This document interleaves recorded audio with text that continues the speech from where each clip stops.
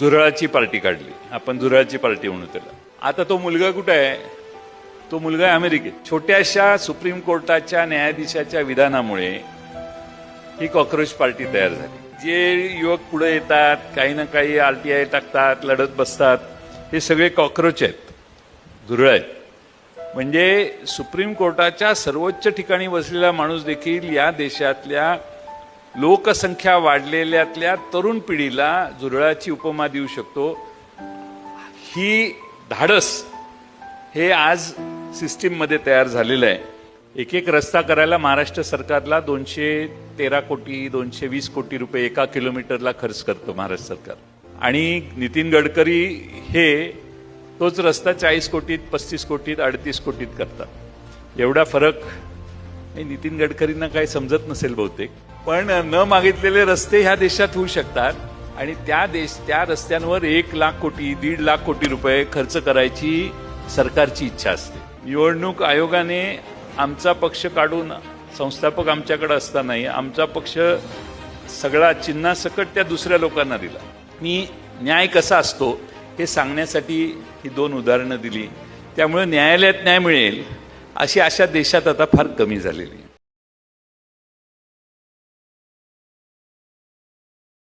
एका मुलाने एक झुरळाची पार्टी काढली. आपण झुरळाची पार्टी म्हणू त्याला.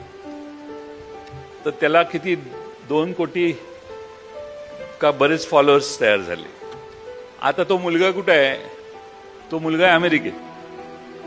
आणि त्या मुलाला इतक्या प्रचंड शिव्या शाप द्यायची व्यवस्था तयार झाली की त्याच्या आई बहिणीवरून त्याचा उद्धारच करण्यात आला. आणि त्या मुलाने जे केलं त्याला अजून प्रतिसाद वाढत गेला. आणि एका छोट्याशा सुप्रीम कोर्टाच्या न्यायाधीशाच्या विधानामुळे ही कॉक्रोच पार्टी तयार झाली. सुप्रीम कोर्टाच्या न्यायाधीशांनी काय सांगितलं की जे युवक पुढे येतात, काही ना काही RTI टाकतात, लढत बसतात, हे सगळे कॉक्रोच आहेत, झुरळ आहेत. म्हणजे सुप्रीम कोर्टाच्या सर्वोच्च ठिकाणी बसलेला माणूस देखील या देशातल्या लोकसंख्या वाढलेल्यातल्या तरुण पिढीला झुरळाची उपमा देऊ शकतो. ही धाडस हे आज सिस्टीममध्ये तयार झालेलं आहे. याची नोंद आपण घ्यावी. आणि म्हणून सगळे म्हणतात जैन जी आता परत जागी झाली.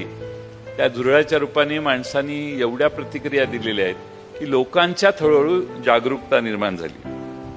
आता खरं म्हणजे या सर्वांचा लाभ घेणारे जे आहेत ते नेहमी सांगतात ऑल इज वेल, काय नाही, काय सगळं व्यवस्थित चालू आहे, काय अडचण आहे, हे काय नालाय काय, याला काय कळतं, यांना काय सत्ता मिळाली नाही म्हणून हे बडबडतात, यांचं काय ऐकताय तुम्ही. आणि आता आमच्या ऐकायला येणारी पण लोकांची संख्या हळूहळू रडवलेली आहे. कारण त्यांना बरेच प्रभावाखाली ती लोक असतात. आपल्याला माहिती आहे की नाही माहीत नाही, मी मध्ये विधानसभेत भाषणात माहिती दिली. एक एक रस्ता करायला महाराष्ट्र सरकारला 213 कोटी 220 कोटी रुपये 1 किलोमीटरला खर्च करतो महाराष्ट्र सरकार. आणि नितीन गडकरी हे तोच रस्ता 40 कोटीत 35 कोटीत 38 कोटीत करतात. एवढा फरक नितीन गडकरींना काही समजत नसेल बहुतेक. त्यामुळे आपल्या महाराष्ट्र सरकारवर ऑब्जेक्शन घेणं मला शक्य होणार नाही. कारण की एवढा खर्च करतायत म्हटलं, एवढे चांगले रस्ते करतायत. बरं, तुम्ही नाही मागितलं तर तुमच्याकडे रस्ता आणायची तयारी आहे. म्हणजे या राज्यामध्ये आणि देशामध्ये मागणी करून काही होत नाही, पण न मागितलेले रस्ते लोकांच्या दारातनं जातात, त्यांची घरं उद्ध्वस्त होतात, त्यांची शेतीवाडी उद्ध्वस्त होते. आणि न मागितलेले रस्ते का करतोय तर लोकांच्या प्रगतीसाठी. अरे, ज्यांच्या प्रगतीची चर्चा करतोय त्यांच्या डोक्यावरनं का रस्ते नेत आहे?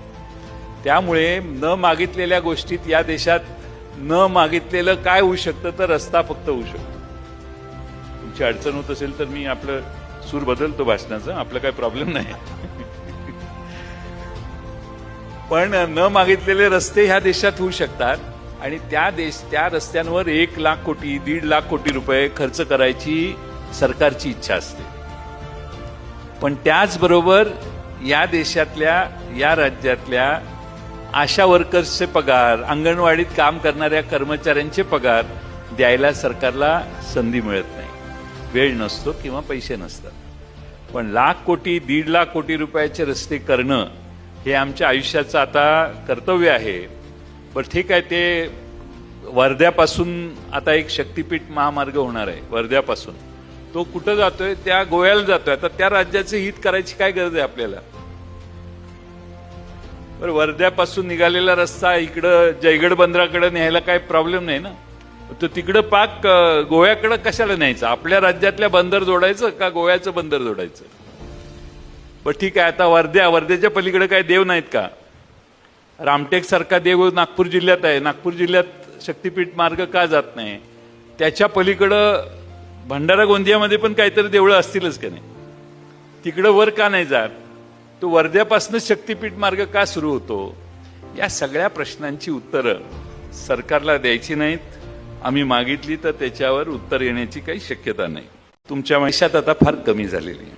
असं काही वेळा कळतं की फार मोठी माणसं डायरेक्ट आता न्यायाधीशांनाही फोन करतात असं म्हणतात, मला माहीत नाही. पण न्याय मिळणार आहे म्हणून कोर्ट एकदम आपली बाजू घेऊन बोलत असतो आणि निर्णय मात्र वेगळा होतो. मग ते कोर्टाचं बरोबर असेल, माझी काही तक्रार नाही. पण न्यायालयामध्ये कसं चालतं नाहीतर आणि कसं नाही चालत याचा म्हणजे न्याय व्यवस्था देखील संकटात आली आहे का, ही शंका माणसाच्या मनात यावी अशी आज परिस्थिती आहे.